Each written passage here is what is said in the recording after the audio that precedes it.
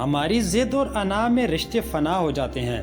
گھمنڈ، غرور، اکڑ اور صرف اپنی ذات کو اہم جاننا، اپنے فیصلوں کو بہترین تصور کرنا اور دوسروں کی رائے کو اہمیت نہ دینا ایک ایسی عادت ہے جس میں اکثر گھر کے گھر برباد ہو جاتے ہیں۔ انا اور خودداری تو یہ ہے کہ دوسروں کے سامنے ہاتھ نہ پھیلایا جائے، اپنے قوت بازو سے اپنے حالات کو بدلنے کی صحیح کی جائے، ناجائز اور غلط بات تسلیم نہ کی جائے اور انکار کر دیا جائے، چاہے پھر کچھ ہو جائے۔ لیکن ہمارے ہاں انا کو کچھ اور ہی معنی دیے جاتے ہیں۔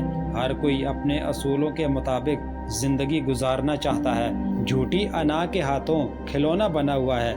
چھوٹا ہو یا بڑا، کوئی بھی عاجزی سے کام نہیں لیتا، جھکنے کے لیے تیار نہیں ہوتا اور اپنی غلطی تسلیم کرنا یا رجوع کرنا اپنی توہین سمجھتا ہے۔ سگے بھائی بہن چھوٹی سی بات کو ناک کا مسئلہ بنا کر ایک دوسرے سے قطع تعلق کر لیتے ہیں، اور اسی حالت میں جب کوئی ایک اس دنیا سے کوچ کر جاتا ہے تو پھر صرف پچھتاوا رہ جاتا ہے۔ انسان اگر تھوڑی سی سمجھداری اور بردباری کا مظاہرہ کرے، اپنی غلطی نہ ہوتے ہوئے بھی جھک جائے تو رشتوں کو بچایا جا سکتا ہے۔ جھگڑنے کے بعد شوہر یہ بھول جائے کہ غلطی کس نے کی تھی، اور بیوی شوہر کے تلخ رویے کو نظر انداز کر کے اس سے بات چیت ترک کرنے کی بجائے مسکرا کر بات کرے، تو انا کا زہر رشتوں کو آلودہ نہیں کر سکتا۔ لیکن یہاں معاملہ اس کے بالکل برعکس ہوتا ہے۔ ایک معمولی سی بات کو ہم اپنی انا کا مسئلہ بنا لیتے ہیں، اور معافی تلافی تو دور کی بات، ایک دوسرے کی شکل دیکھنا بھی پسند نہیں کرتے۔ دونوں ایک دوسرے سے پہل کرنے کے منتظر رہتے ہیں۔ یہ ان کے لیے گویا شکست اور فتح کا معاملہ ہوتا ہے۔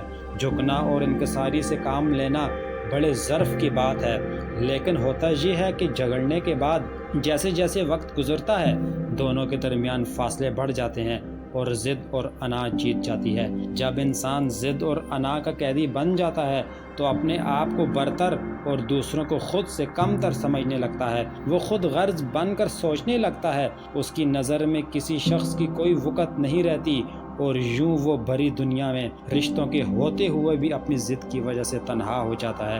انسان کے مزاج، عادات، رویوں اور جذبات میں توازن نہ رہے تو وہ سرکش، خود سر اور انا پسند ہو جاتا ہے۔ وہ اس ضد اور انا کو قابو میں نہیں رکھ پاتا، اور یہ اس پر حاوی ہو کر بربادی کی طرف لے جاتے ہیں۔ اگر چند باتوں پر عمل کیا جائے تو جھوٹی انا اور بے جا ضد کبھی انسان کو زہر نہیں کر سکتی۔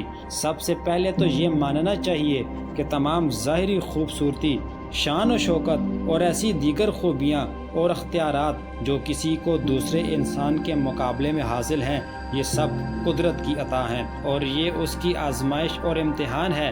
قدرت کو جانے کیا منظور ہو جس نے یہ سب دیا ہے، وہ جب چاہے اس سے واپس لے سکتا ہے۔ جب آپ یہ طرز فکر اپنائیں گے تو غرور و تکبر کو آپ اپنے اندر پنپنے کا موقع نہیں ملے گا، اور انا اور خود پسندی پروان نہیں چڑھے گی۔ انسان یہ سوچے کہ وہ بھی غلطی کر سکتا ہے، ایسا ممکن ہی نہیں کہ اس سے کوئی خطا سرزد نہ ہو۔ یہ ایسی مثبت سوچ ہے جو ہمیں اپنی غلطی پر اڑنے اور خود کو عقل کل سمجھنے سے محفوظ رکھتی ہے، اور کسی بھی موقع پر ہم خود کو یہ صحیح ثابت کرنے میں ہلکان ہونے کی بجائے اپنی کمزوری اور غلطی کا اعتراف کر کے آسانی سے آگے بڑھ جاتے ہیں۔ اپنی غلطی تسلیم کر کے معافی مانگنا اور جھک جانا انسان کو کمزور نہیں بلکہ مضبوط بناتا ہے۔ یہ شاخ جتنی پھلدار ہوتی ہے اتنی ہی جھکی ہوتی ہے۔ زندگی کے کسی بھی موڑ پر کسی بھی تعلق اور رشتے کو انا کی بھینڈ نہ چڑھنے دیں۔